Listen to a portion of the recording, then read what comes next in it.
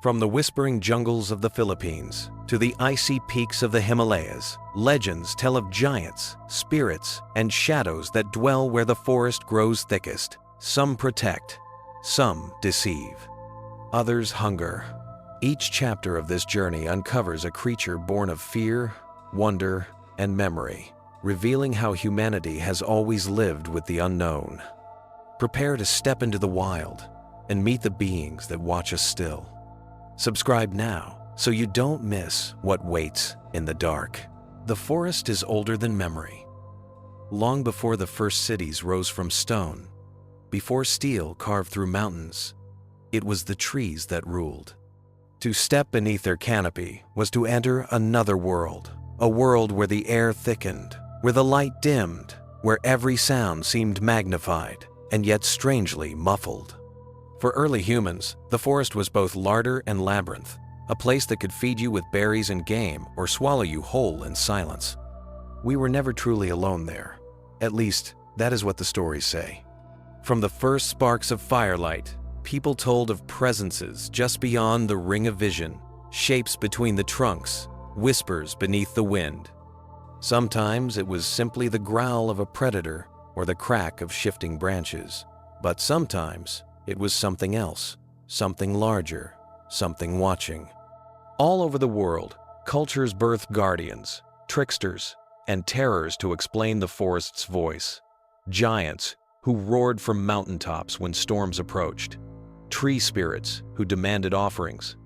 Mischievous sprites who led travelers astray.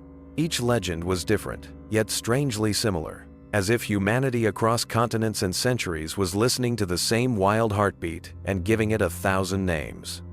Imagine it. The first people huddled around a fire, shadows flickering across stone walls, the forest pressing in around them. A storyteller leans forward, eyes glinting in the flames, and whispers of the beings that lurk just beyond the tree line.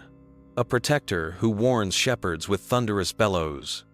A trickster whose laughter twists the paths. A spirit whose touch steals a piece of your soul. The fire crackles, the night deepens, and suddenly the forest feels much closer.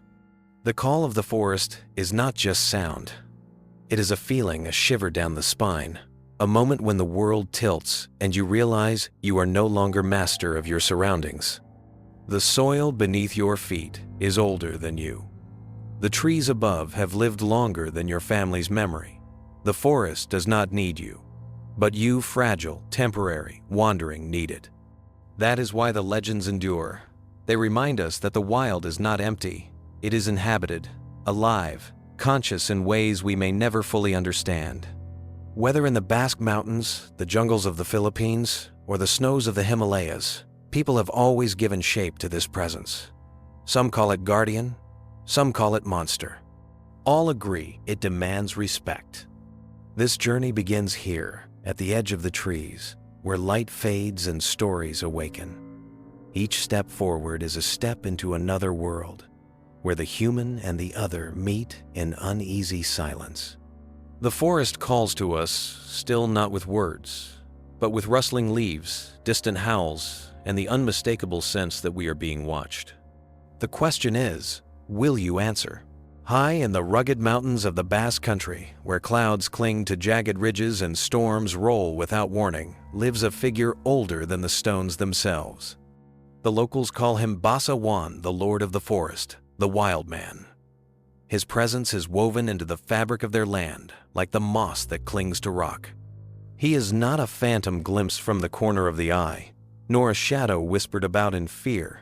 He is a teacher, a guardian, and a reminder that humanity was not always the master of fire and steel. The legends describe him as immense, a towering, shaggy man, covered in thick hair from head to toe, his eyes gleaming like coals in the twilight. To stumble upon him in the high meadows would be enough to chill the bravest shepherd's heart. Yet beneath the fearsome exterior lies a benevolent force. Basa Juan is not a destroyer. He is the protector of the wild, the guardian of sheep against wolves, of fields against storms, and of humanity against its own arrogance. When thunder rumbles across the peaks, villagers say it is Basawan's voice, warning them to bring their flocks to shelter. His roar is not a threat, but a signal, a reminder that nature speaks if you learn to listen. Sometimes, in the hush before a storm, shepherds claim to hear his bellow echoing from the ridges, urging them to hurry. To those who heed the warning, he is a savior. But Basawan is more than a guardian. He is also the first teacher. Folklore tells us that it was from him that humanity learned its earliest skills. The first to till the soil, to plant wheat, to forge steel, was not man, but this shaggy, wild one. And humans, clever and cunning, stole these gifts from him. It is said that Basawan did not resist, that he allowed us to take what we needed, so long as we remembered where it came from. He was the silent partner in civilization's first steps. Anthropologists suggest that Basawan might be a folk memory, an echo of encounters with Neanderthals or other early hominids who once shared these mountains. To the people of the Basque country, however, he is no fossilized memory. He is alive in their stories, as real as the storms that sweep down the slopes. What sets him apart from other wild men of myth, the fearsome Yeti, the elusive Bigfoot, is his gentleness. He is not a monster to be hunted or feared, but a reminder that the untamed wild is not always hostile. Sometimes it is generous, protective, even nurturing. Basawan embodies the harmony we once had with the natural world before we built walls and forgot how to listen to the wind. So, the next time thunder rolls across a mountain valley, imagine it is not just the clash of clouds. Imagine it is the voice of Basawan, still watching, still warning, still protecting. The wild man remains, not as a beast, but as a guardian, waiting for us to remember him. Night falls thick and heavy in the jungles of the Philippines. The crickets drone, the leaves stir in the humid air, and the shadows beneath the great trees deepen until they seem bottomless. You walk alone, the path narrow, the canopy above blotting out the moon. Then it comes, not a sound, not a sight, but a smell. Sweet, pungent, unmistakable. The smell of tobacco smoke. Your heart quickens. No one is here. No one could be here. And yet, the aroma drifts down from above, curling around your senses, guiding your eyes upward. There, nestled among the tangled branches of a belay tree, an ember glows in the darkness. A burning cigar, impossibly large, held by a massive, shadowy hand.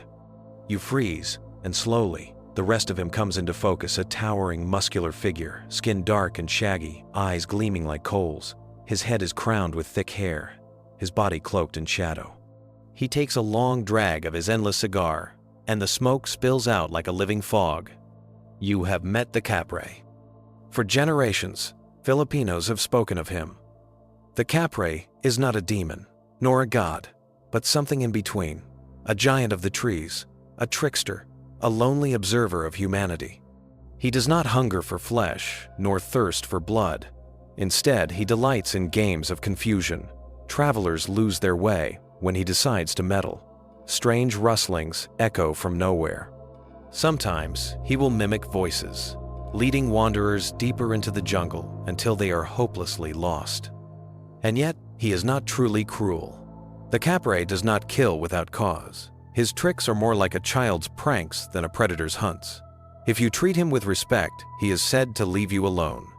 Some say a whispered, "Tabby tabby po, pardon my passing," is enough to appease him. For the Capre is not so different from the tree itself, ancient, rooted, and powerful, but indifferent to human lives.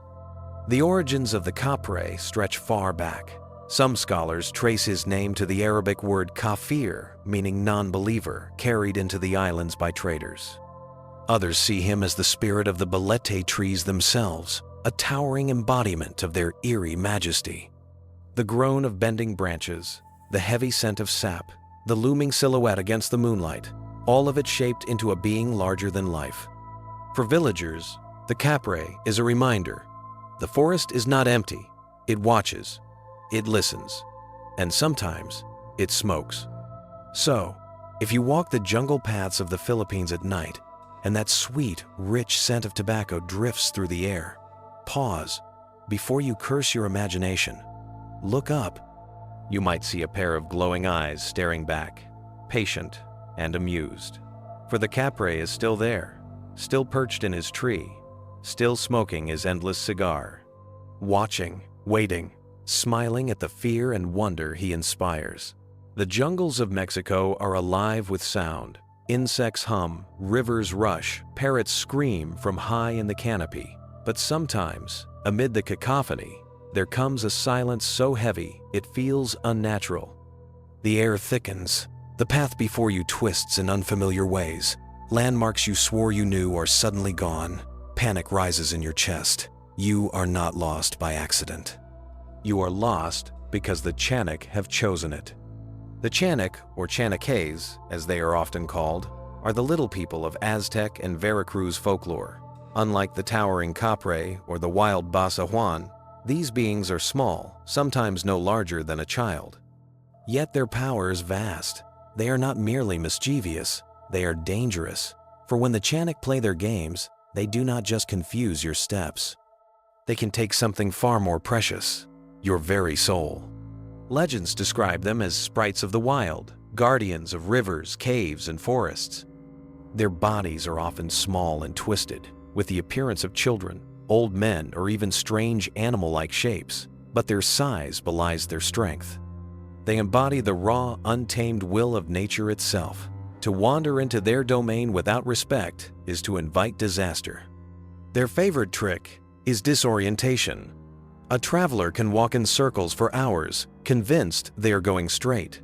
A hunter can find the forest suddenly unfamiliar, as though the trees have shifted places.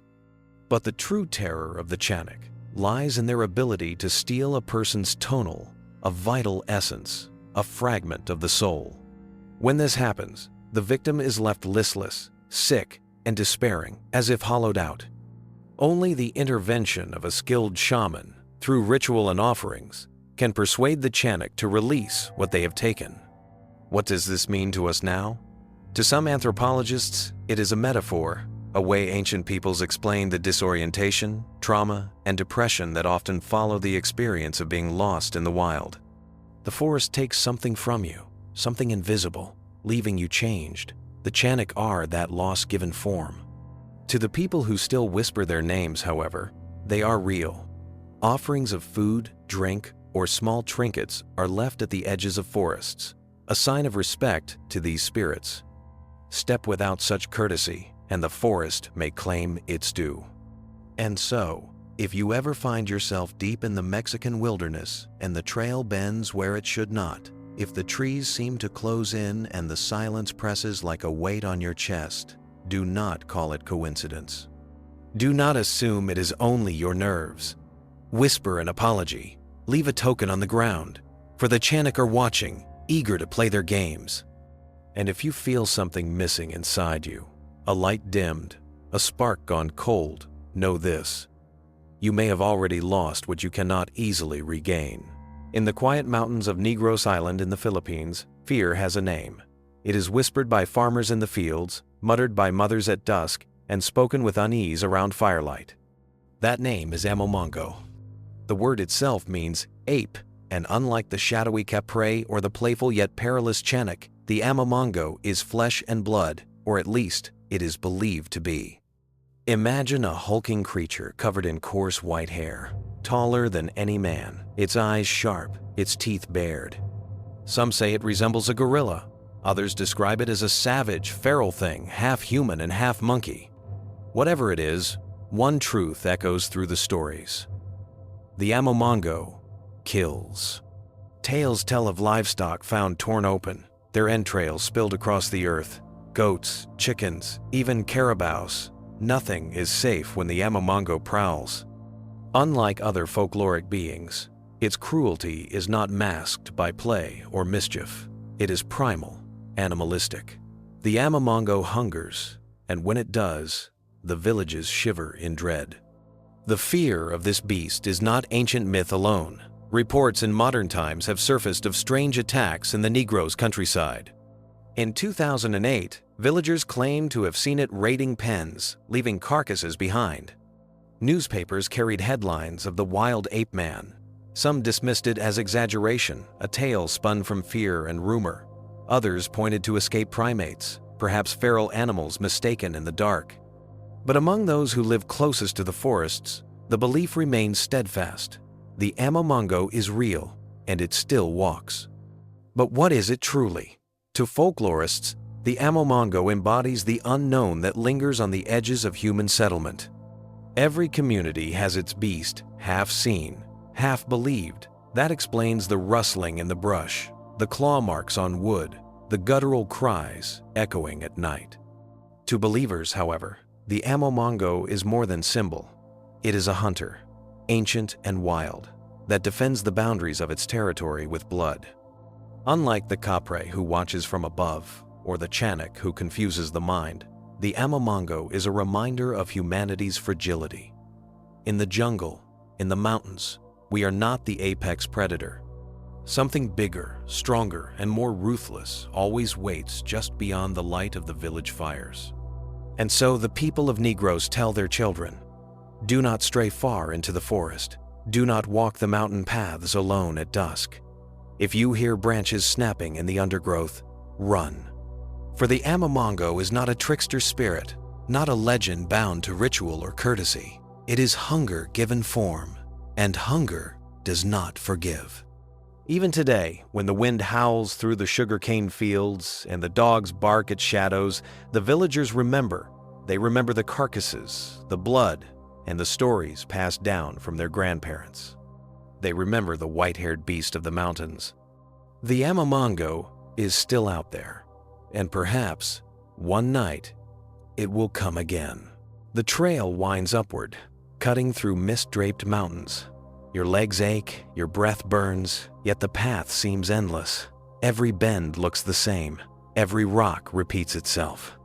You swear you've passed this tree before. You are being led in circles, and somewhere in the folds of the fog, laughter echoes low, mocking, inhuman. The Tikbalang is near. Half man, half horse, this creature from Philippine folklore towers above ordinary men. Its body is long and bony, limbs stretched too far, its head unmistakably equine, eyes red and burning, mane wild, teeth bared in a grin that is not quite a smile. To see a Tikbalang on a lonely trail is to know you are no longer in control of your journey. They are the lords of mischief, rulers of mountain passes and forest paths.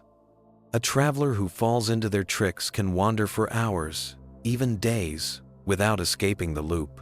Branches seem to rearrange themselves, the road curls back upon itself, and exhaustion takes its toll.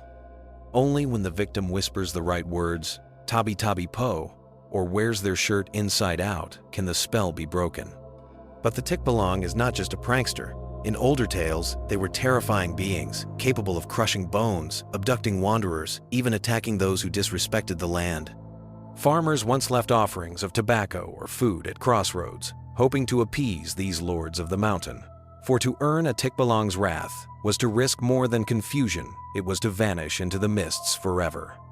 And yet, not all stories paint them as malevolent.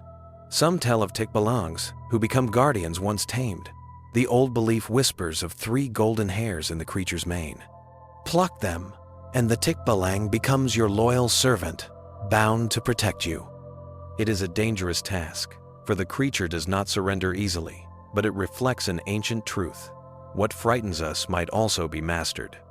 In the Philippine imagination, the Tikbalang stands as a symbol of the wild itself, beautiful, fearsome, unpredictable. It represents the dangers of straying too far, the punishment for arrogance, and the mystery of paths untamed. For centuries, Spanish friars wrote of villagers warning them of horse-headed demons in the forests, spirits that lured men astray. The image persisted, woven into song, story, and whispered warning. And even today, hikers in the misty mountains of Luzon sometimes feel that strange unease. The path lengthens, the fog thickens, and every step feels strangely familiar. Some laugh it off. Others turn their shirts inside out, just in case. So remember, if you ever find yourself wandering through the highland trails and the wind begins to howl like distant laughter, tread carefully. The tikbalang may be watching, waiting for the moment to twist your journey into a maze. And if the horse-headed figure steps from the mist, grinning with burning eyes, pray you remember the old words. Because once you are in a tikbalang's game, escape is never guaranteed. The trail winds upward, cutting through mist-draped mountains. Your legs ache, your breath burns, yet the path seems endless. Every bend looks the same. Every rock repeats itself. You swear you've passed this tree before. You are being led in circles. And somewhere, in the folds of the fog, laughter echoes low, mocking, inhuman. The tikbalang is near. Half man, half horse, this creature from Philippine folklore towers above ordinary men. Its body is long and bony, limbs stretched too far, its head unmistakably equine, eyes red and burning, mane wild, teeth bared in a grin that is not quite a smile. To see a tikbalang on a lonely trail is to know you are no longer in control of your journey. They are the lords of mischief, rulers of mountain passes and forest paths.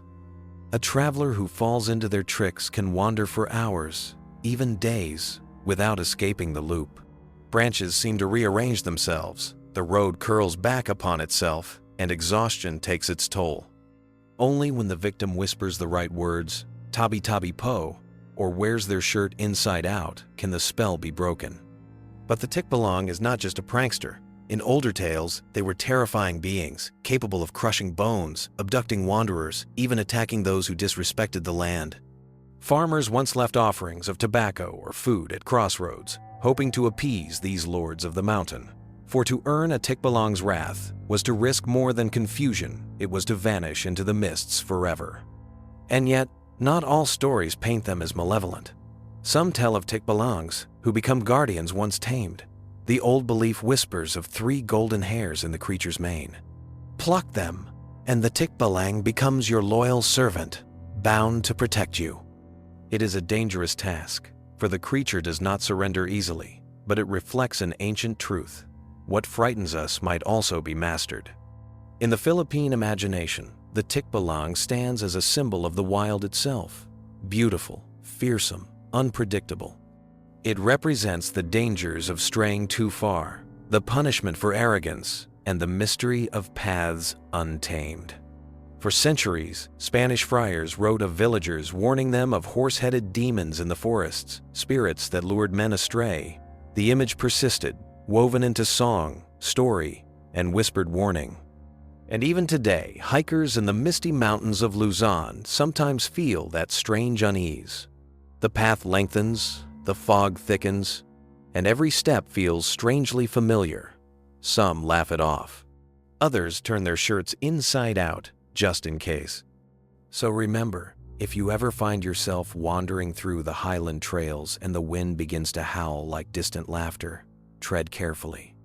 The tikbalang may be watching, waiting for the moment to twist your journey into a maze. And if the horse-headed figure steps from the mist, grinning with burning eyes, pray you remember the old words. Because once you are in a tikbalang's game, escape is never guaranteed. The forest of old Russia is not merely a place of trees. It is a realm of shadows, alive with whispers, where every path twists like a puzzle, and every sound feels like a secret meant only for you. Hunters tread carefully, for they know that beyond the birch and pine, something vast and ancient watches. He is tall as the tallest tree, or small as the smallest twig. His laughter shakes the woods, and his temper reshapes the land. He is the Leshy, the lord of the forest. The Leshy is no demon, though his grin can be wicked. Nor is he a god, though his power is immense. He is the spirit of the forest itself, a shapeshifter who can take any form: wolf, bear, man, even the rustle of leaves. His most common guise is that of a towering figure, pale-skinned with green eyes and wild hair tangled with branches. His voice is said to echo like the wind through the trees, booming one moment, whispering the next. Travelers who disrespect his domain often find themselves hopelessly lost. Paths loop endlessly, landmarks vanish, and the forest becomes a labyrinth. The Leshy delights in confusion, tricking wanderers into chasing echoes or following phantom lights. But his tricks are not always cruel. Sometimes he simply plays, laughing at the foolishness of men who think they own what they walk upon. Yet the Leshy's moods are fickle. Anger him cut down trees without offering thanks, hunt more than you need, or desecrate sacred groves, and his vengeance is swift. He may summon wolves to stalk you, twist your ankle in roots, or lead you into swamps from which there is no return. In some tales, he steals children, keeping them in his shadowed realm until appeased. Still, the Leshy is not purely evil. Farmers once made pacts with him, offering bread, salt, or tobacco to earn safe passage or good hunting. Some stories tell of Leshies befriending humans, guiding them, even protecting villages from worse evils that lurk beyond the trees. He embodies the paradox of nature, nurturing yet merciless, beautiful yet brutal. Scholars believe the Leshy personified humanity's awe and fear of the great forests that blanketed Eastern Europe. To peasants, the woods were both life-giving and perilous. They provided food, fuel, and shelter, but they also concealed predators and swallowed the unwary. The Leshy was a way to explain the forest's unpredictability, to give a face to its moods. Even today, Russian folklore remembers him.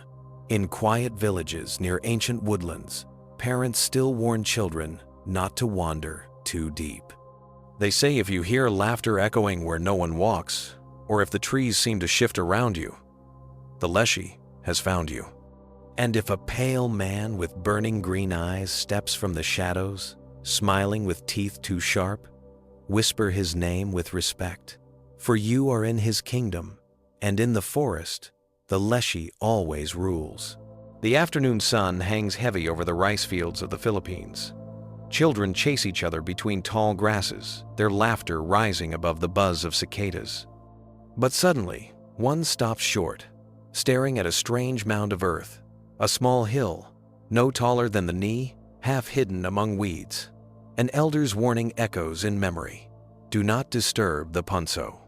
For beneath that humble rise of dirt dwells a being older than the village itself, the Nuno Sapunso. The name means ancestor of the mound, and to many Filipinos, it is no mere figure of speech. The Nuno is a dwarf spirit, small and wrinkled, with a long beard, fiery eyes, and a temper as fierce as a storm. Though tiny in stature, his power stretches far beyond his mound. To step carelessly on his home, to urinate near it, or even to laugh too loudly in its presence, is to invite his wrath. And his vengeance is swift. A trespasser may suddenly fall ill, their body racked with pain, their skin covered in welts or strange boils. Others may suffer twisted limbs, high fever, or even death. These afflictions are not natural. Villagers say they are the Nuno's curse. The only hope lies in seeking a healer who must ask forgiveness from the spirit through rituals and offerings. Yet, despite his ferocity, the Nuno is not always cruel. Like many spirits of the land, he demands only respect. Farmers passing near a mound whisper, "Tabi tabi po," a polite phrase meaning, "excuse me," to avoid offense. Some leave gifts of food or drink, tokens of goodwill for the unseen guardian. For the Nuno, like the land itself, punishes arrogance but rewards humility. Folklorists see the Nuno Sapunso as part of the Philippines' deep animist tradition, a belief system that views every part of nature as alive and inhabited by spirits. The mounds themselves, often anthills or termite nests, became sacred markers of unseen worlds. They reminded people to tread gently, to live in balance with forces beyond human sight. But for those who still live close to the earth, the Nuno remains more than metaphor.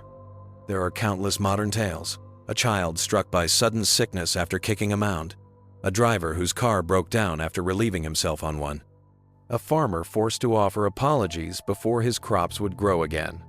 So, when you walk the fields or forests of the Philippines and see a small mound rising from the ground, remember, it is not just dirt. Step lightly, bow your head, and whisper your respect. For the Nuno Sa Punso may be listening, and his patience with humans is thin.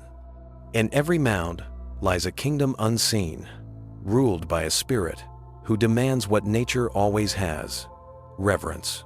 In the shadowed forests of Scandinavia, where pines stretch endlessly toward a silver sky, travelers whisper of a woman unlike any other.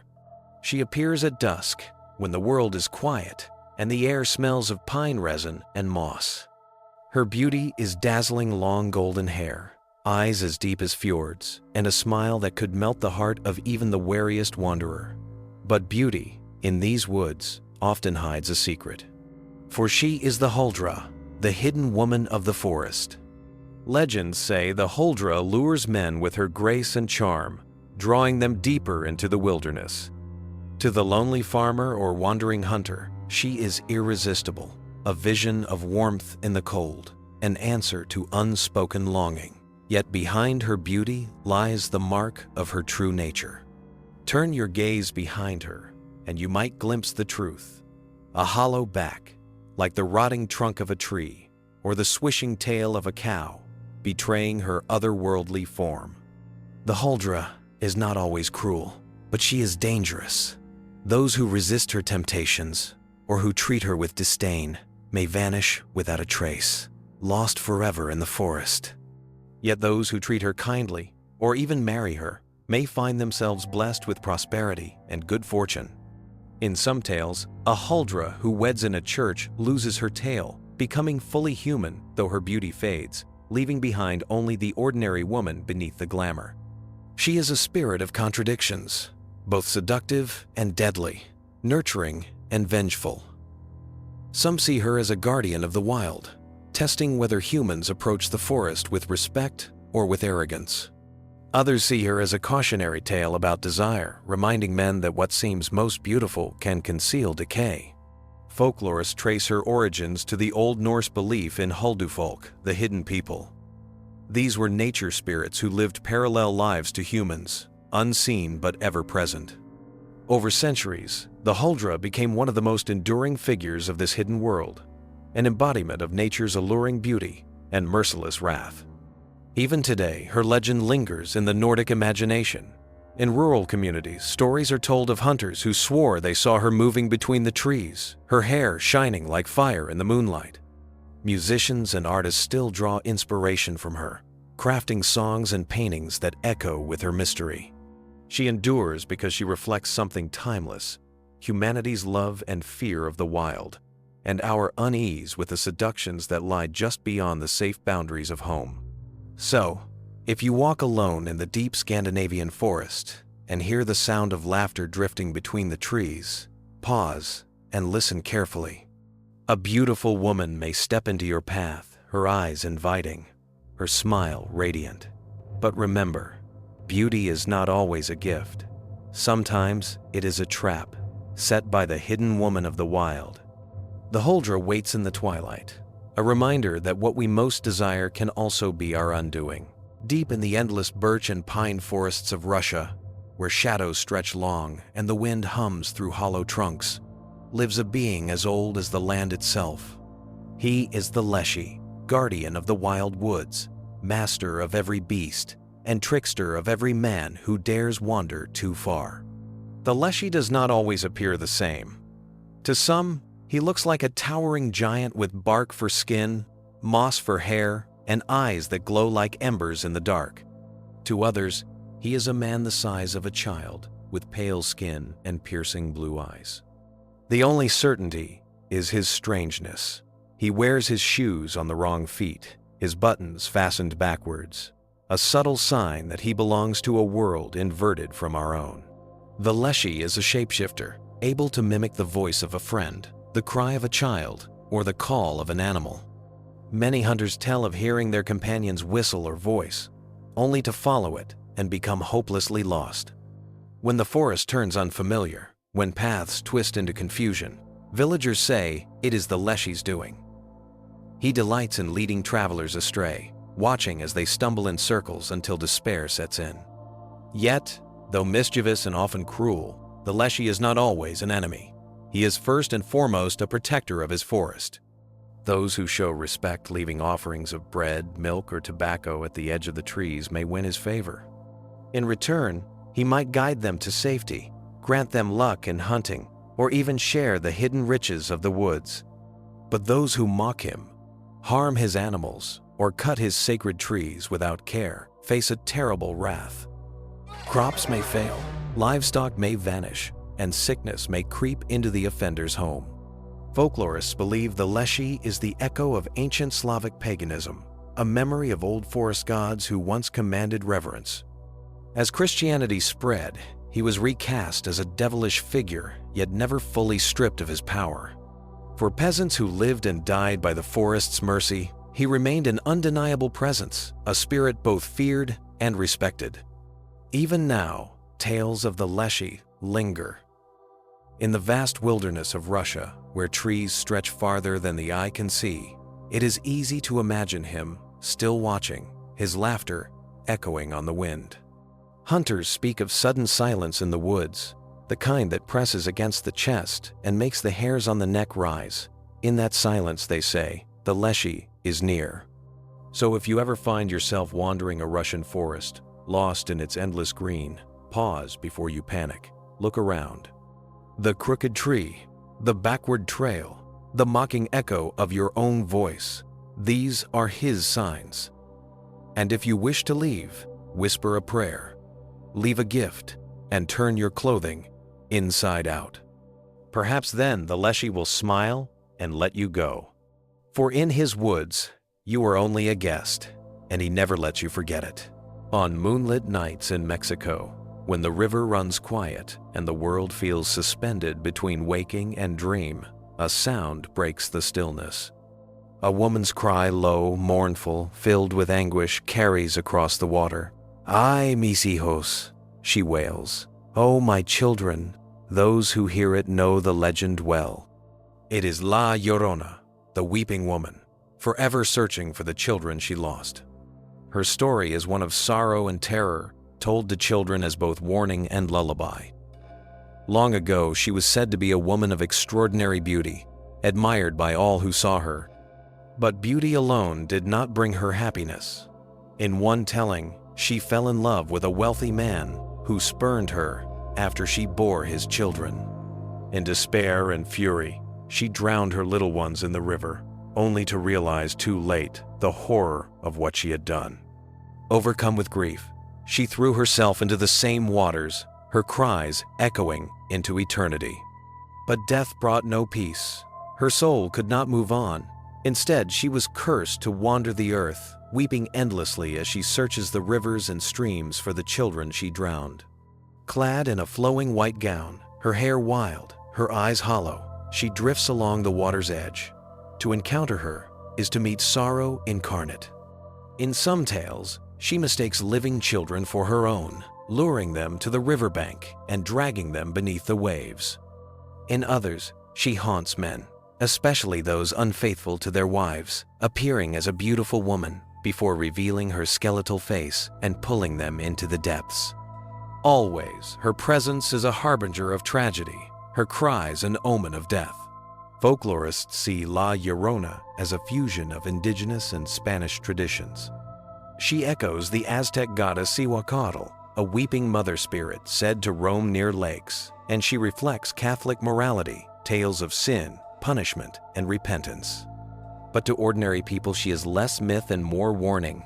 Stay away from rivers at night, respect family bonds, and never let grief turn to madness. Even today, her legend is alive. Parents still invoke her to keep children close. After dark, don't wander, or La Llorona will take you. Travelers along riverbanks claim to have heard her cries carried on the wind, a sound that chills the blood even when no one is near.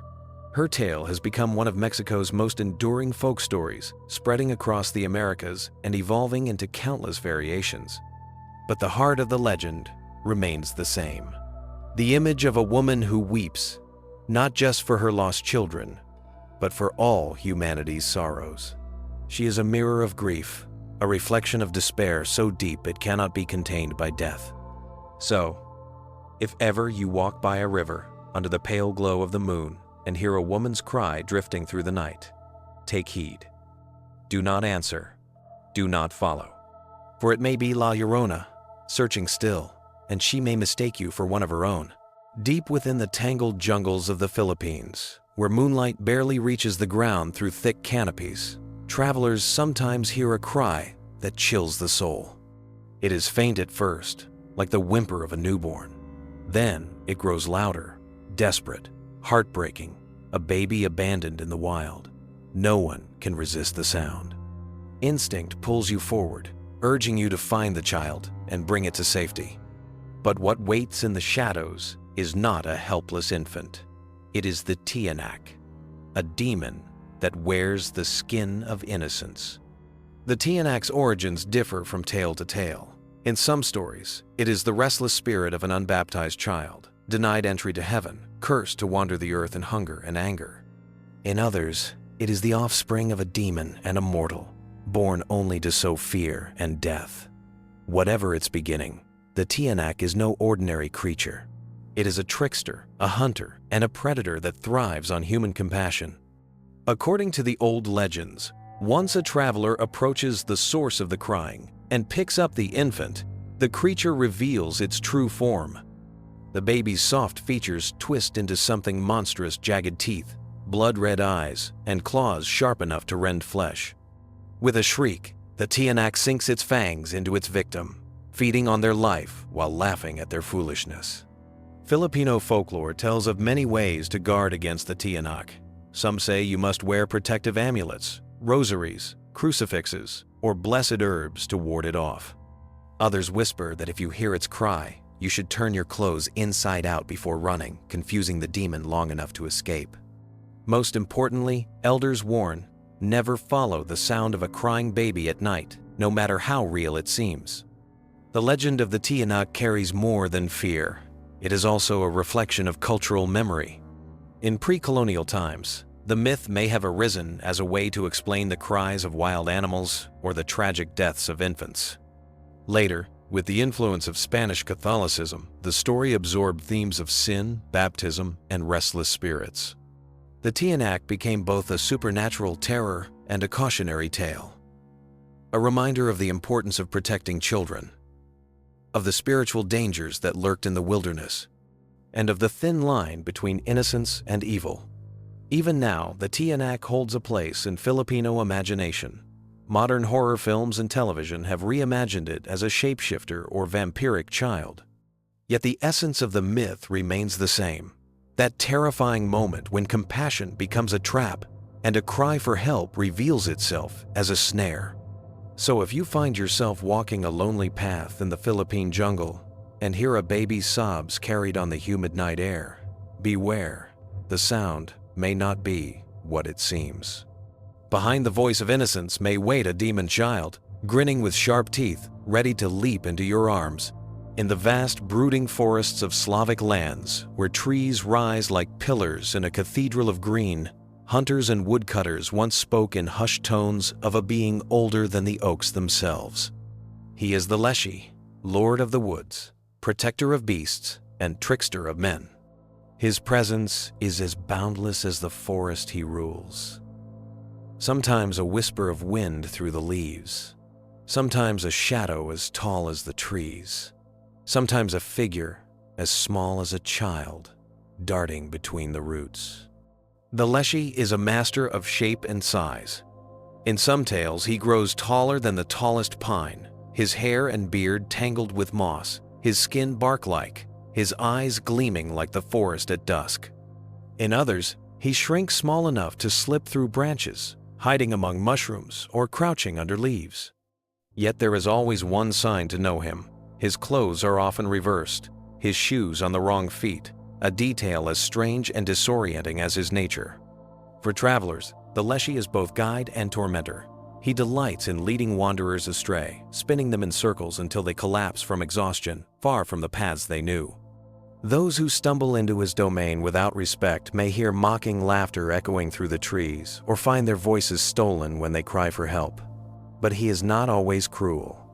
To those who honor him by leaving offerings of bread, salt, or tobacco, or by asking permission before felling a tree, he can be a guardian, showing the way through the forest or blessing the hunt with good fortune. Like many forest spirits, the Leshy is deeply tied to balance.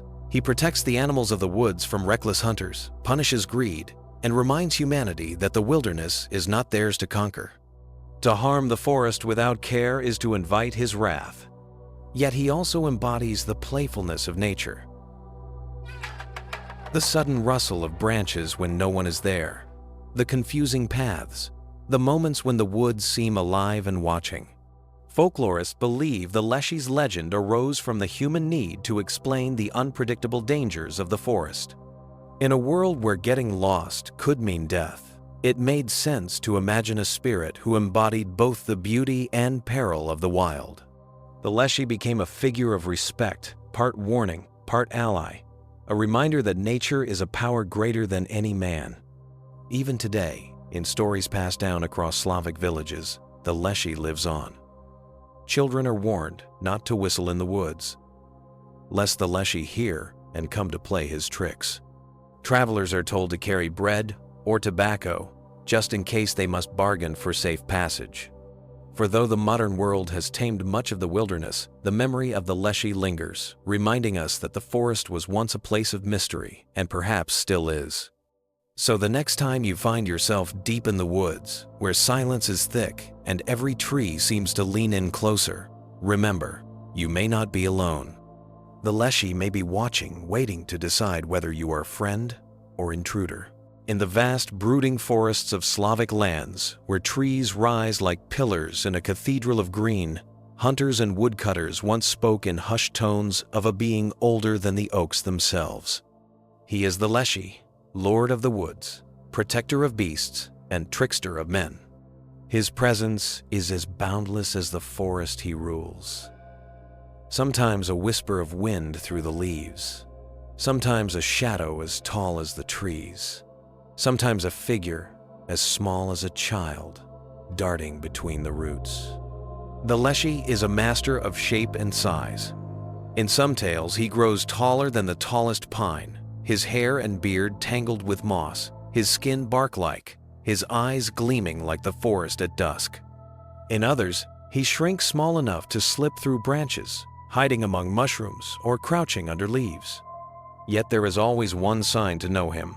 His clothes are often reversed, his shoes on the wrong feet, a detail as strange and disorienting as his nature. For travelers, the Leshy is both guide and tormentor. He delights in leading wanderers astray, spinning them in circles until they collapse from exhaustion, far from the paths they knew. Those who stumble into his domain without respect may hear mocking laughter echoing through the trees, or find their voices stolen when they cry for help. But he is not always cruel. To those who honor him by leaving offerings of bread, salt, or tobacco, or by asking permission before felling a tree, he can be a guardian, showing the way through the forest or blessing the hunt with good fortune. Like many forest spirits, the Leshy is deeply tied to balance. He protects the animals of the woods from reckless hunters, punishes greed, and reminds humanity that the wilderness is not theirs to conquer. To harm the forest without care is to invite his wrath.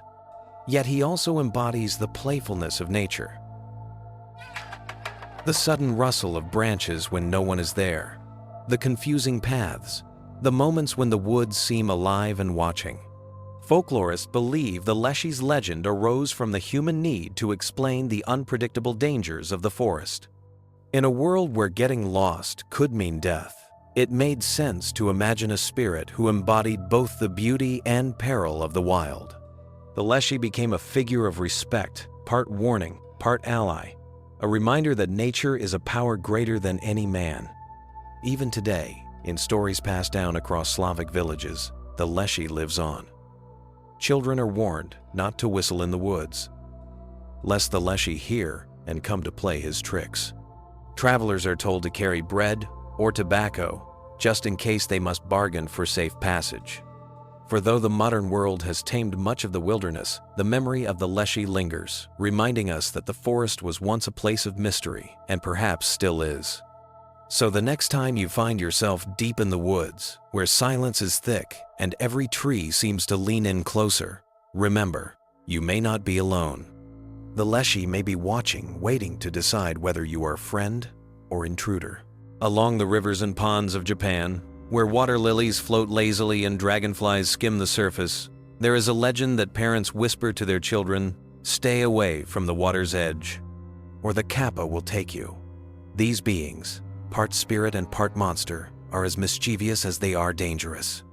They are kappa, river-dwelling tricksters whose legends ripple through Japanese folklore like the streams they inhabit. The kappa is often described as a small, human-like creature with scaly skin, webbed hands and feet, and the shell of a turtle upon its back. Its most curious feature is the hollow dish on the top of its head, filled with water. This bowl is the source of the kappa's strength. As long as it remains full, the creature has the power of 10 men. But if the water spills, the kappa grows weak, powerless, even forced to retreat. By nature, kappa are pranksters. They hide beneath the surface, waiting for unsuspecting travelers or children to draw near. Sometimes they snatch livestock or pull people into the water, laughing as they splash and drown. Other times, their tricks are embarrassing rather than deadly. They are said to delight in noisome flatulence, in peering beneath kimonos, or in challenging people to sumo wrestling matches along the riverbank. Yet the danger of the kappa is never far beneath the surface, for they are also feared as killers, luring humans to watery graves. Still, the kappa is not wholly evil. Like the rivers they inhabit, they can be generous as well as destructive. Folklore tells of farmers who struck bargains with kappa, gaining help irrigating their rice fields in exchange for cucumbers, the creature's favorite food. Some stories even portray them as teachers, passing along knowledge of medicine to those who showed kindness. In villages, offerings of cucumbers carved with family names were floated downstream, gifts to appease the river spirits and keep them from mischief. There is one clever way to defeat a kappa: through courtesy.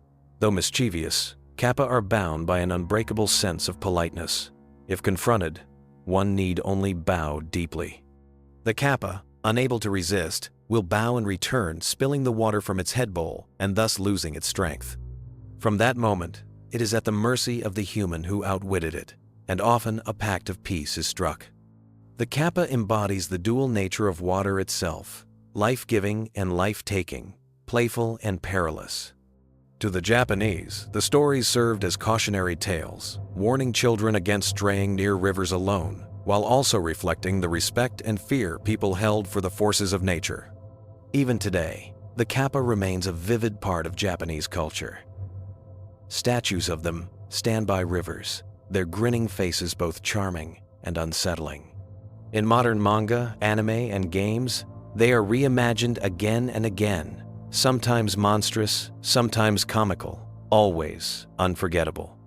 So, the next time you walk by a still pond or hear the rush of a mountain stream in Japan, think twice before leaning too close. Beneath the rippling surface, a pair of yellow eyes might be watching. The kappa waits, ready for its next game. Along the rivers and ponds of Japan, where water lilies float lazily and dragonflies skim the surface, there is a legend that parents whisper to their children, "Stay away from the water's edge, or the kappa will take you." These beings, part spirit and part monster, are as mischievous as they are dangerous. They are kappa, river-dwelling tricksters whose legends ripple through Japanese folklore like the streams they inhabit. The kappa is often described as a small, human-like creature with scaly skin, webbed hands and feet, and the shell of a turtle upon its back. Its most curious feature is the hollow dish on the top of its head, filled with water. This bowl is the source of the kappa's strength. As long as it remains full, the creature has the power of 10 men. But if the water spills, the kappa grows weak, powerless, even forced to retreat. By nature, kappa are pranksters. They hide beneath the surface, waiting for unsuspecting travelers or children to draw near. Sometimes they snatch livestock or pull people into the water, laughing as they splash and drown. Other times, their tricks are embarrassing rather than deadly. They are said to delight in noisome flatulence, in peering beneath kimonos, or in challenging people to sumo wrestling matches along the riverbank. Yet the danger of the kappa is never far beneath the surface, for they are also feared as killers, luring humans to watery graves. Still, the kappa is not wholly evil. Like the rivers they inhabit, they can be generous as well as destructive. Folklore tells of farmers who struck bargains with kappa, gaining help irrigating their rice fields in exchange for cucumbers, the creature's favorite food. Some stories even portray them as teachers, passing along knowledge of medicine to those who showed kindness. In villages, offerings of cucumbers carved with family names were floated downstream, gifts to appease the river spirits and keep them from mischief. There is one clever way to defeat a kappa: through courtesy. Though mischievous, kappa are bound by an unbreakable sense of politeness. If confronted, one need only bow deeply. The kappa, unable to resist, will bow in return, spilling the water from its head bowl and thus losing its strength. From that moment, it is at the mercy of the human who outwitted it, and often a pact of peace is struck. The kappa embodies the dual nature of water itself, life-giving and life-taking, playful and perilous. To the Japanese, the stories served as cautionary tales, warning children against straying near rivers alone, while also reflecting the respect and fear people held for the forces of nature. Even today, the kappa remains a vivid part of Japanese culture.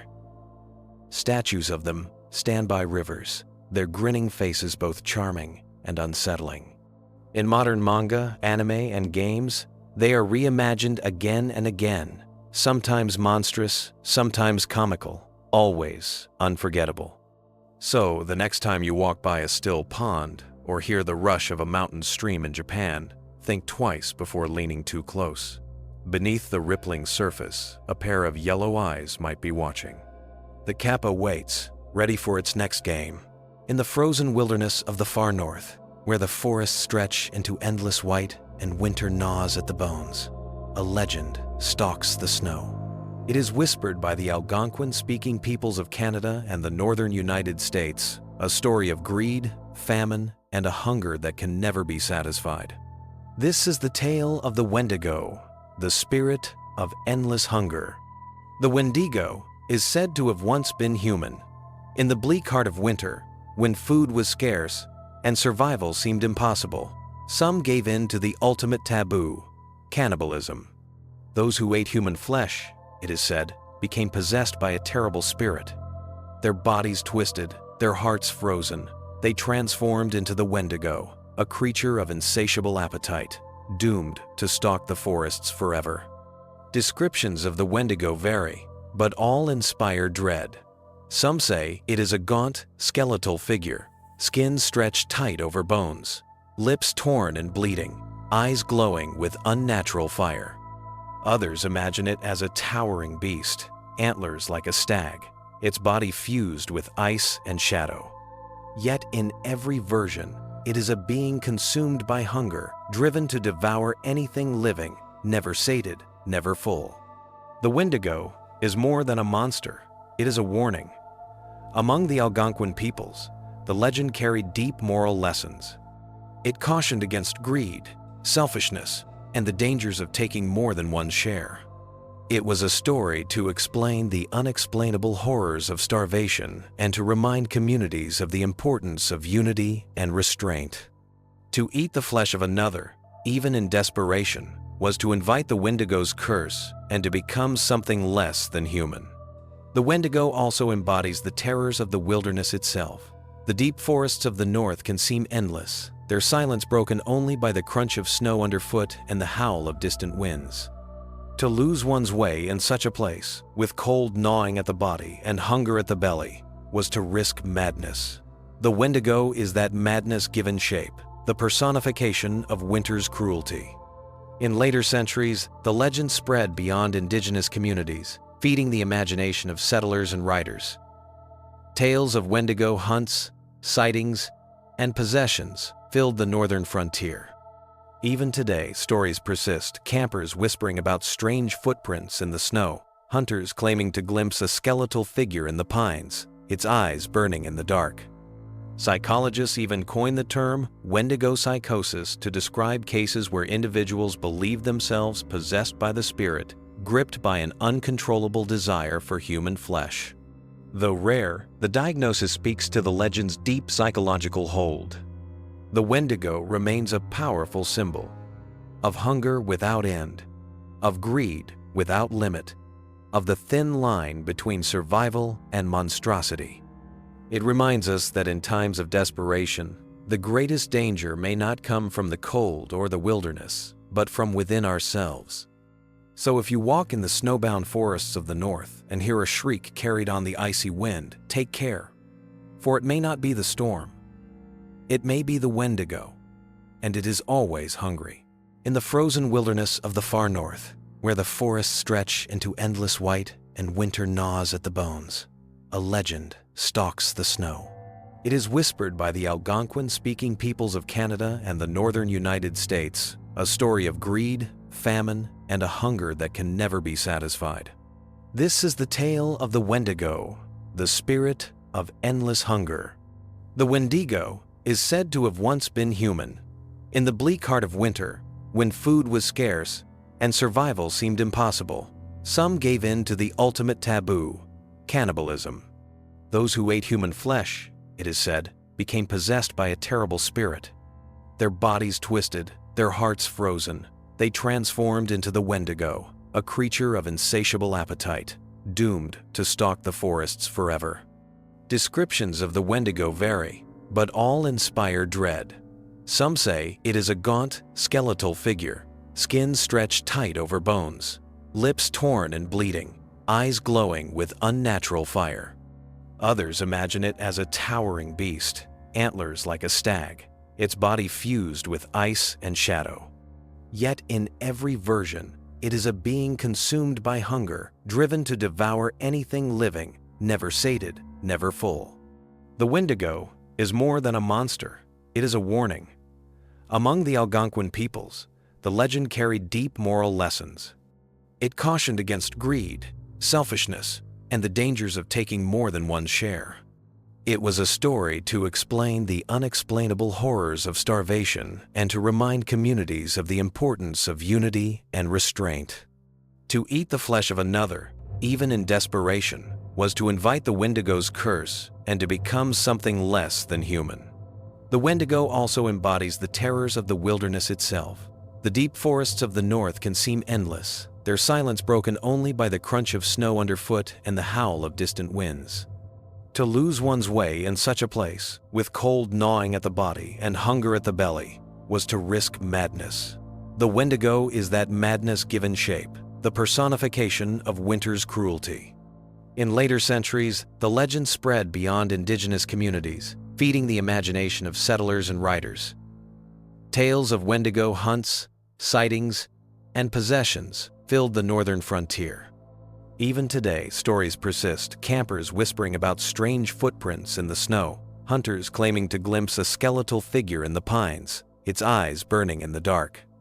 Psychologists even coined the term Wendigo psychosis to describe cases where individuals believe themselves possessed by the spirit, gripped by an uncontrollable desire for human flesh. Though rare, the diagnosis speaks to the legend's deep psychological hold.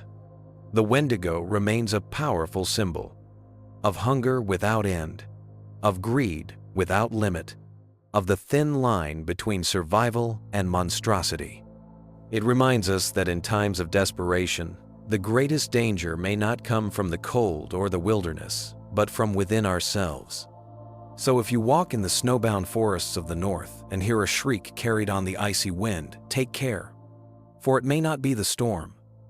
It may be the Wendigo, and it is always hungry.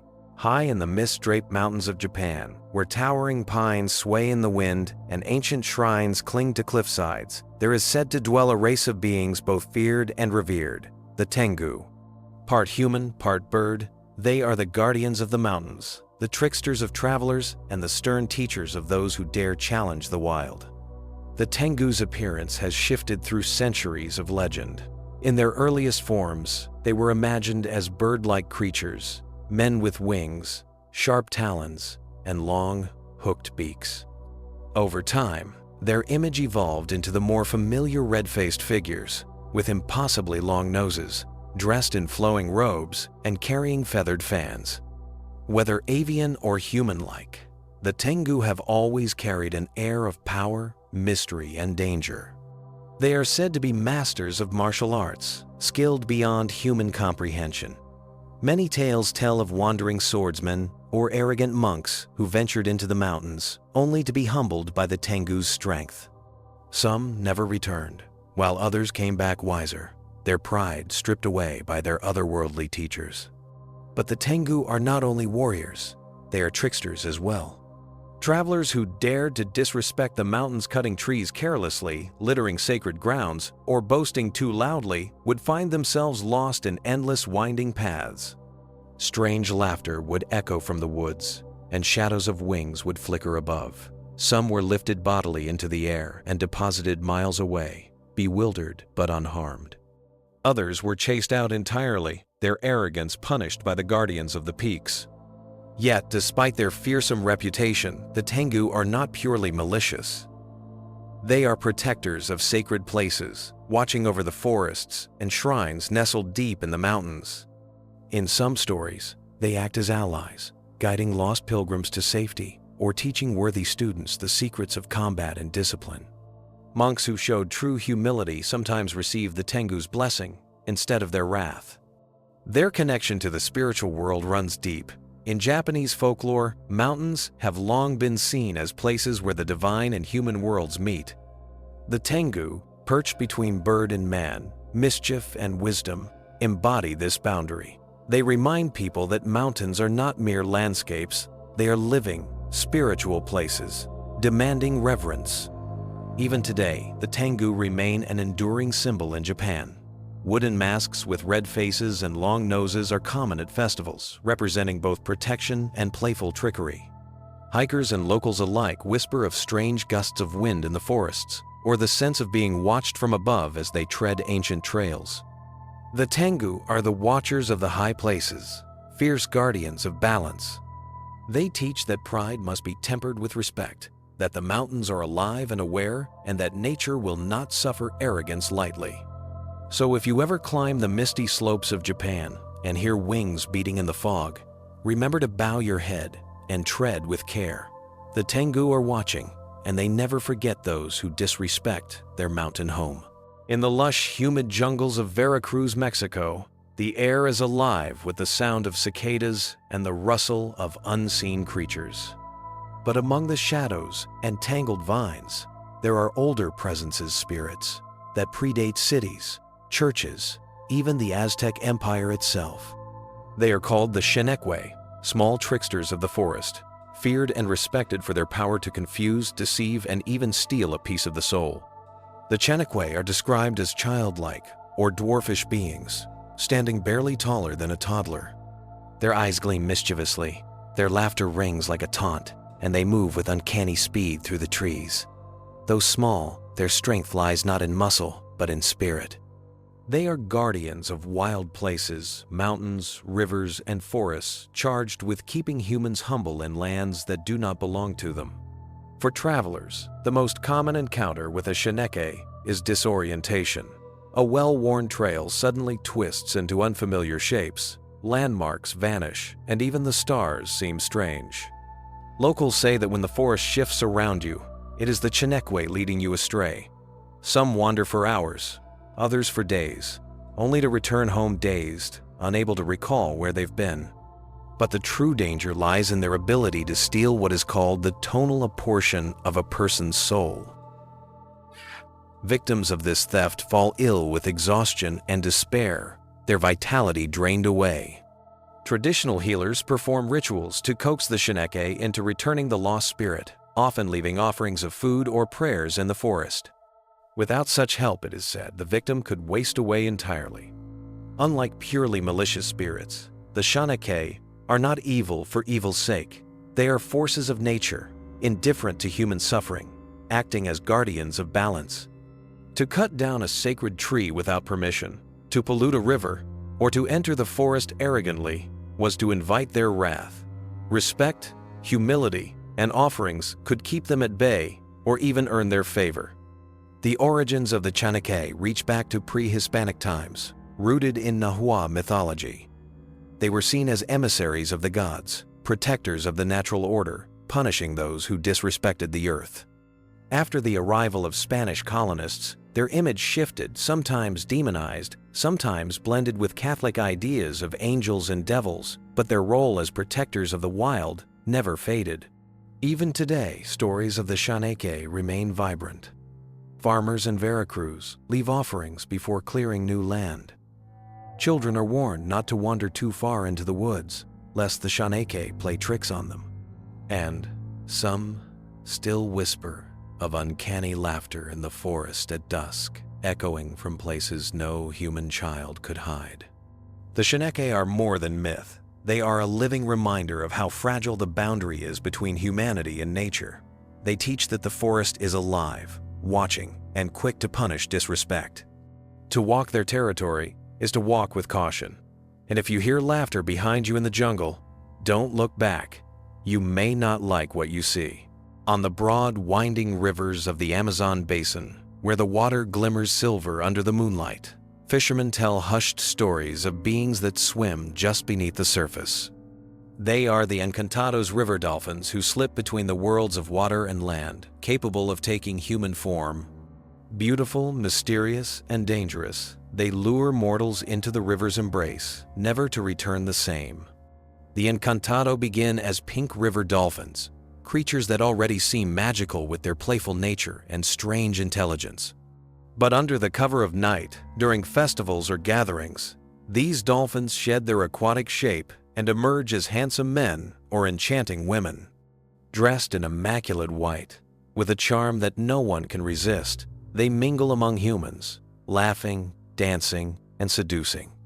Yet no matter how flawless their disguise, one sign betrays them: the Encantado cannot completely hide their dolphin nature.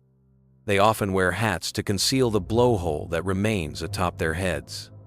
Those who notice too late may realize they have welcomed something not entirely human into their lives. The legends warn of the Encantado's power over desire. Young women are said to be their favorite targets, lured away from celebrations to the riverside. There, the Encantado reveals its true form, dragging the victim beneath the water. Some vanish forever, becoming companions in the dolphin's hidden underwater world. Others return, but changed, haunted, distant, or pregnant with children said to be part of both worlds. The Encantado are not purely predators. In some stories, they embody the Amazon's beauty and mystery, blurring the line between human and animal, natural and supernatural.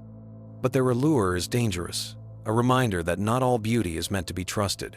Just as the river nourishes life yet hides deadly currents, so too do the Encantado conceal their peril behind irresistible charm. For the river people of the Amazon, the Encantado also explain the unexplainable.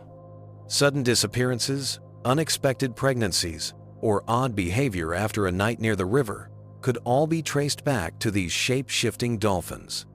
The myth both warned and explained, keeping villagers wary of the water's edge. Even now, belief in the Encantado lingers. In small Amazonian communities, people still avoid swimming at night or standing too close to the river under the full moon. Some families claim descent from these mysterious unions, weaving the legend into their bloodline. And among fishermen, it's said that the Encantado still surface during festivals, drawn to music, laughter, and the chance to walk once more in human guise. The Encantado are the living spirit of the Amazon River. Beautiful, playful, and treacherous. They remind us that the water is more than a resource. It is a world in itself, full of secrets and dangers waiting beneath the surface. So, if a stranger in white invites you to dance on the riverbank beneath the stars, beware. The river is calling, and it may never let you go. In the quiet countryside of the Philippines, where rice fields stretch to the horizon and bamboo groves whisper in the wind, small mounds of earth rise unexpectedly from the ground. To most, they look like nothing more than anthills or old burial mounds. But to those who know the old ways, they are sacred homes. Disturb them at your peril, for within dwells the Nuno Sapunso, the dwarf spirit of the mound. The Nuno Sapunso is no taller than a child, but his age is ancient, his face weathered, and his temper legendary. He sits atop his earthen mound, smoking a tiny pipe, his eyes glinting with the wisdom of the unseen world. Though he may seem harmless, His wrath is feared throughout villages, for to disrespect his dwelling is to invite misfortune. The rules are simple. Never sit on, step over, or kick a punso the mound that marks his home. Those who do often pay dearly. A farmer who carelessly plows too close may find his body stricken with strange swellings. A child who plays upon a mound may come home feverish, trembling with sickness that no doctor can cure. In many tales, the punishment is swift burning rashes, twisted limbs, sudden blindness, or unshakable nightmares. Yet the Nuno is not evil. He is, like many guardians of nature, a keeper of respect and balance. If wronged, he punishes, but if honored, he can be a quiet protector. Villagers who whisper permission before passing near his mound, or who leave offerings of food and tobacco, may find safe passage and good fortune. It is not fear alone that keeps his legend alive, but reverence. When someone falls ill mysteriously, families often suspect the anger of a Nuno. Traditional healers, called albulario or babelan, perform rituals to seek forgiveness on the victim's behalf. Prayers, chants, and offerings of food are placed at the mound, asking the Nuno to release his hold. More often than not, the sickness fades after the ritual, reinforcing belief in his power. The origin of the Nuno sa punso may trace back to pre-colonial animist traditions, when every hill, rock, and tree was seen as alive with spirit. The Spanish colonizers tried to dismiss these beings as superstition, but the Nuno remained too deeply woven into daily life. Farmers, travelers, and children all learned the same lesson. The land is not empty. It belongs to others too. Even today, in rural provinces, the belief endures. Road projects have been delayed because workers refuse to cut through a mound. Parents still warn children never to sit on anthills or strange rises of soil. And sometimes, when someone falls suddenly ill without reason, people still murmur, "Nagalit ang Nuno," the Nuno is angry. The Nuno sa punso is more than a story. He is the spirit of respect for the unseen, a reminder that even the smallest hill holds mystery. When you walk the fields of the Philippines and see a mound rising alone in the grass, remember to bow your head and whisper an apology, for in that mound, the Nuno watches, and he never forgets. In the vast and untamed landscapes of Australia, where eucalyptus forests stretch into endless horizons and the outback hums with ancient silence, there lingers a legend as old as the land itself. The Aboriginal peoples speak of the Yowie, a towering, shadowy giant that stalks the wilderness, feared as a predator, respected as a spirit, and whispered of by those who claim to have seen its hulking form vanish into the trees. The Yowie is most often described as a massive, ape-like creature, standing between 6 and 10 feet tall, covered in shaggy dark hair. Its eyes gleam with intelligence, and its stride is said to be swift enough to outpace any man. Some say it leaves behind enormous footprints, pressed deep into the soil, evidence that chills those who stumble across them. But the Yowie is not merely a physical being. In Aboriginal traditions, it is a creature of spiritual weight. Some clans describe it as a guardian spirit of the wilderness, a reminder of the land's power and mystery. Others paint it in darker hues, as a hunter of men who punishes arrogance and disrespect. Like many beings of folklore, its role shifts from place to place, but always it embodies the primal force of Australia's wild heart. Stories of encounters with the Yowie go back thousands of years. Around campfires, elders tell of travelers who vanished in the bush, their cries echoing through the night, claimed by the Yowie's hand. Hunters spoke of glimpsing towering shapes at the edge of the forest, watching, waiting. Children were warned not to wander too far, lest the Yowie carry them away. With the arrival of European settlers, the legend only grew. Colonists unfamiliar with the harsh and strange land added their own tales of hairy men haunting the mountains and river valleys. Reports of wild men in the 19th century were often linked to Aboriginal descriptions of the Yowie, blending ancient myth with modern fear. Skeptics dismiss the creature as a mix of superstition and misidentified wildlife kangaroos, dingoes, or even shadows in the night. But to many believers, The Yowie is as real as the ground beneath their feet. Sightings continue to this day, with people describing deep growls in the bush, trees shaken by unseen hands, and enormous footprints found in remote areas. The Yowie endures not only because of fear, but because of what it represents. In a land both beautiful and unforgiving, it is the embodiment of the unknown that still thrives in Australia's wild places. It reminds people that even in the modern age, there are corners of the world that remain untamed, where something vast and powerful may still walk unseen. So, if you ever find yourself in the stillness of the outback night and hear a heavy echoing step in the dark, remember the old stories. Perhaps it is only the wind, or perhaps the Yowie watches from the trees, silent, ancient, and waiting.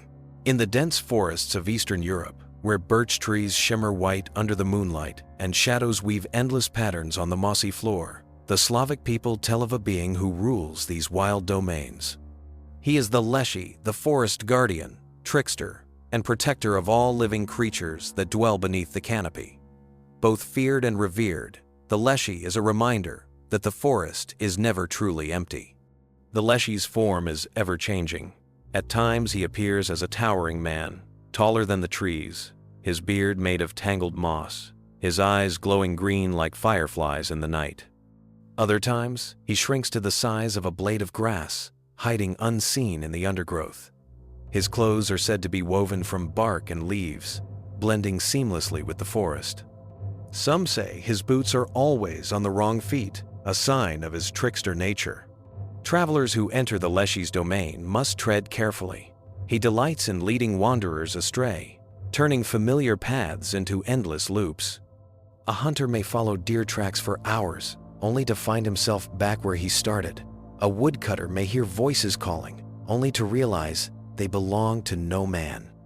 Those who anger the Leshy by cutting trees without permission, hunting excessively, or mocking the spirits of the woods risk far worse. Some never return at all, swallowed by the forest's vastness. Yet the Leshy is not purely malicious.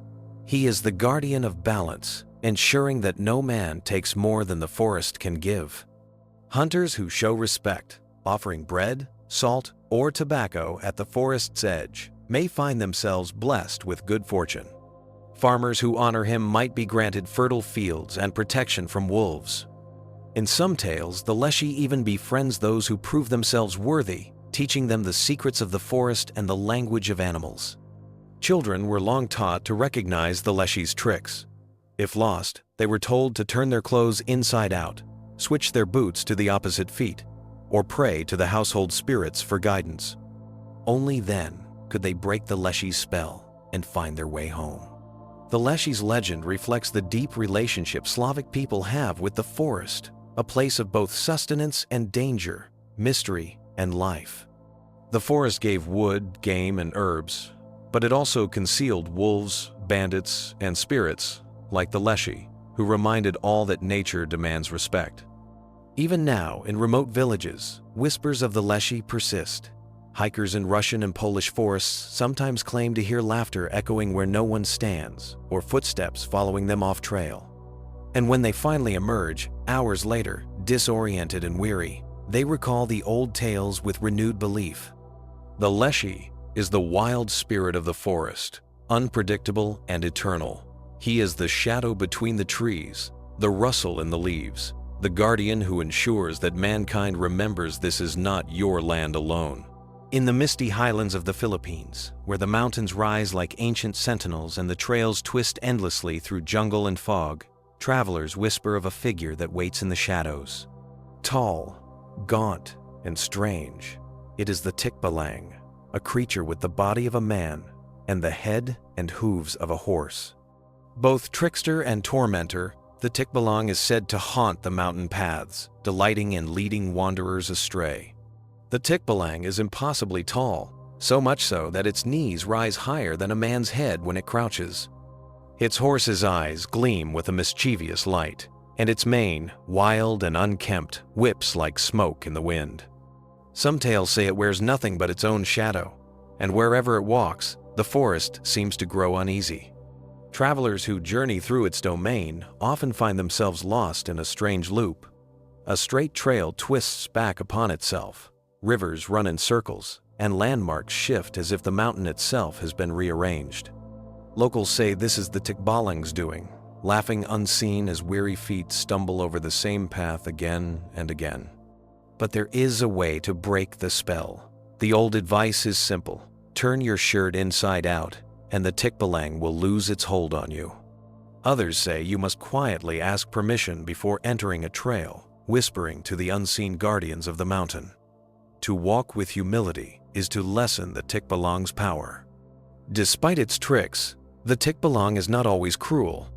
In some stories, it is a guardian of sacred spaces, keeping out those who would harm the forests or defile the mountain.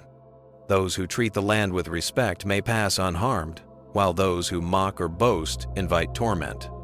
Yet, in darker tales, the Tikbalang takes a more sinister role, attacking travelers, pinning them down with inhuman strength, or driving them mad with fear.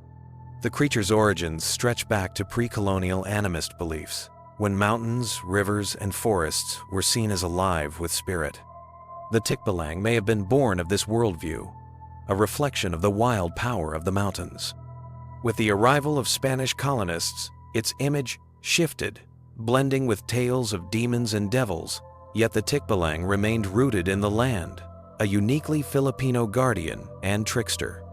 Even today, in rural villages near mountain ranges, the legend persists. Hikers sometimes speak of feeling watched, or of hearing hoofbeats echoing on trails where no horse could climb. Strange laughter in the fog, sudden gusts of wind, and nights of restless dreams are all blamed on the Tikbalang's mischief. The Tikbalang is the mountain's way of reminding travelers that the wild is not theirs to command. It is the spirit of disorientation, of mystery, of the untamed. To meet it is to face the mountain itself, beautiful, daunting, and beyond control. So if you ever walk the winding trails of the Philippines and find yourself lost where the path should be clear, whisper a prayer, turn your shirt inside out, and hope that the Tikbalang lets you go. Far to the north, where winters stretch endlessly and hunger gnaws at the belly like a beast of its own, legends speak of a creature born from starvation and despair. Among the Algonquian peoples of North America, it is called the Wendigo, a spirit of insatiable hunger, a monstrous echo of humanity twisted by greed, desperation, and cannibalism. The Wendigo is said to tower over men, gaunt and skeletal, its skin clinging tightly to its bones as if stretched too thin. Its eyes glow with a sickly yellow light, its lips torn and bloody, and from its mouth comes a stench of death and decay. Some tales say it has antlers or the skull of a stag. Others that it resembles a man so emaciated and consumed by hunger that he is no longer human. What all stories agree on is this: the Wendigo is never full. It begins with hunger. In the dead of winter, when snow buries the earth and hunting fails, a person might break the greatest taboo, eating the flesh of another. This act, it is said, invites the Wendigo spirit inside. The more flesh consumed, the stronger the spirit grows, until the person themselves transforms into the monster. From then on, their hunger is eternal, their soul lost to the winter wind. The Wendigo stalks forests and frozen lakes, its long claws scraping bark, its breath steaming like poison in the air. It moves with a terrible swiftness, despite its starved frame. Victims often hear it before they see it.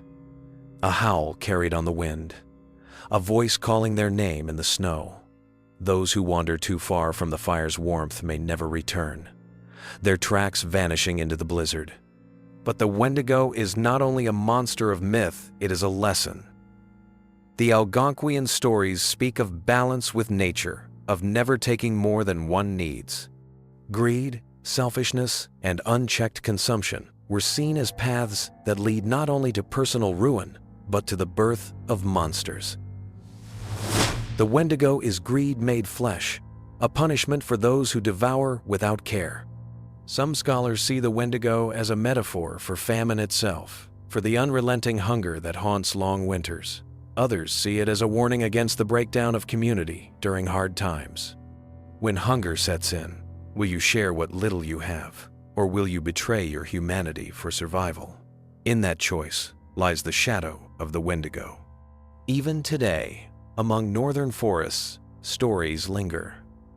Campers speak of hearing strange cries in the night, or finding deer carcasses torn apart in ways no wolf could manage. Hunters swear they've felt watched, their rifles heavy in their hands as the trees creaked around them. The Wendigo lives on, not just in legend, but in the deep, instinctive fear of starvation and the loneliness of the winter wilds. It is said that no matter how much it consumes, the Wendigo only grows hungrier. Its body stretches, its frame grows taller, but its stomach remains empty, a being cursed to devour forever, but never be filled. The Wendigo reminds us of the darkest truth of survival. Sometimes, the greatest monster is the hunger inside us. In the mist-laden hills of Ireland, where winding roads cut through ancient fields and ruined stone walls, travelers whisper of a figure who rides when night falls. Cloaked in black, mounted on a great steed darker than pitch, he carries not a lantern but his own severed head. This is the Dullahan, the headless rider, a harbinger of death, whose appearance means no soul will live to see the dawn. The Dullahan's horse thunders across the countryside, with hooves that strike sparks against the stone, even when no flame should be born. Its eyes glow like embers, and its breath steams with the heat of hell itself. The rider sits tall, but where his head should be, there is only the stump of his neck. His head he carries in one pale gloved hand, its face grinning grotesquely, the skin stretched tight, the eyes rolling wildly, as if searching the night for his next victim. When the Dullahan stops, it is never by chance. He halts outside a cottage or at the gates of a village, and in that moment, a name is spoken not by his lips, but whispered from the shadows. The one whose name is called will die, no matter their strength, wealth, or prayers. The Dullahan's presence is not to be bargained with. Death follows him as surely as the night follows day. He does not tolerate being watched. Those who dare to peek from windows or spy on him from behind hedges risk a terrible punishment. It is said he lashes out with a whip made of human spine, striking the eyes from the sockets of the curious, few who see him return with their sight intact. Some stories claim the Dullahan is not alone, but one of many, headless riders who cross the land together, hunting souls for the other world.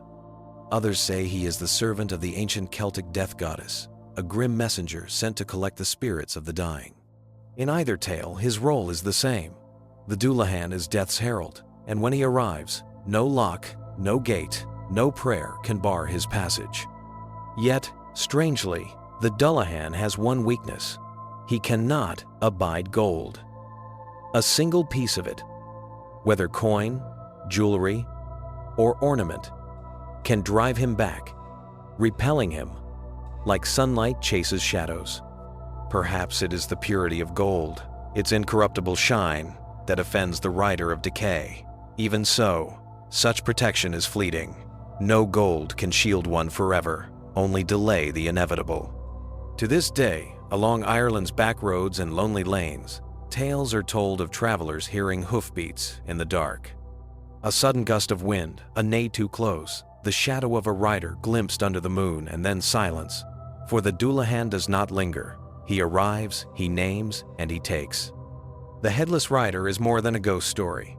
He is a reminder of death's certainty, a chilling figure who personifies the truth none can escape.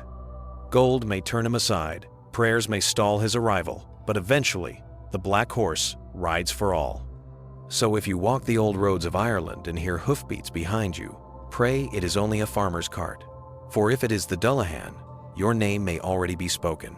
Under the vast, starlit skies of the American Southwest, where mesas rise like red stone fortresses and the desert wind whispers through canyons, there are tales that even the bravest will not speak aloud at night. These are the stories of the skinwalkers, dark witches of Navajo tradition who possess the power to take the shape of animals. They are feared not as legends of the past, but as beings whispered about even today, with warnings never to look too closely. never to call them by name. The skinwalker, or Yi Na Lushi, with it, he goes on all fours, is said to don the skin of a coyote, wolf, owl, or other creature of the wild. But unlike mere shapeshifters of fairy tales, the skinwalker is always a human first, one who has forsaken the sacred path and turned to witchcraft through the most forbidden means, murder, often of a close family member. By this ultimate transgression, they gain their terrible power. At night, the desert belongs to them. Travelers speak of hearing a coyote's cry that sounds almost human, or of seeing an owl's glowing eyes that follow them too closely, too knowingly. Others tell of wolves walking upright before dropping back to all fours, their shadows stretching unnaturally long. Wherever they pass, unease follows, as if the land itself knows it harbors corruption. Skinwalkers are not simply predators of flesh. They are sorcerers, wielding curses and poisons. They can peer into a victim's soul, stealing voices, sowing illness, and spreading terror. To lock eyes with one is to invite doom. They can enter the body through a gaze, controlling thoughts and actions until the victim withers away. Families sometimes keep sacred herbs, ashes, or charms to ward them off, but none are considered foolproof. Unlike many myths told openly, skinwalker stories are guarded. In Navajo culture, speaking of them too much, or at the wrong time, risks attracting their attention. Outsiders often mistake them for simple werewolves or demons, but the truth is far deeper. Skinwalkers embody the breaking of sacred balance, the betrayal of kinship, and the corruption of humanity itself. Some say skinwalkers gather in secret, forming covens to practice their dark rituals. In lonely places, fires may burn where no one should be, with figures dancing in forms both human and beast. Others insist the skinwalkers live among the people, appearing as ordinary neighbors by day and only revealing their true selves when the desert sun sets. The suspicion is part of the terror. Who among you might already be one? The skinwalker legend is not just about monsters in the dark. It is about boundaries between the human and the animal, the sacred and the profane, the healer and the destroyer. They are the embodiment of fear when someone turns their gifts toward harm, when trust becomes betrayal, and when the natural order is twisted against itself. So if you wander under the cold stars of the Navajo lands and hear a cry that is not quite animal, not quite human, do not look, do not follow, do not speak its name, for the skinwalker may already know yours. In the quiet forests of Japan, where waterfalls cascade like silver threads and shadows weave between cedar trees, there lurks a beauty too perfect to be trusted. Travelers tell of a woman by the water's edge, hair like midnight silk, skin pale as moonlight, eyes glimmering with promise. She calls softly, beckoning with grace and warmth. But beneath her flawless form hides a horror spun from the oldest fears of humankind. This is the Jorogumo, the Spider Bride. Her name means entangling bride or binding woman, and she is no ordinary ghost. In Japanese legend, a spider that lives long enough, over 400 years, gains the power to change its shape. The Jorogumo takes on the form of a dazzling young woman to lure her prey.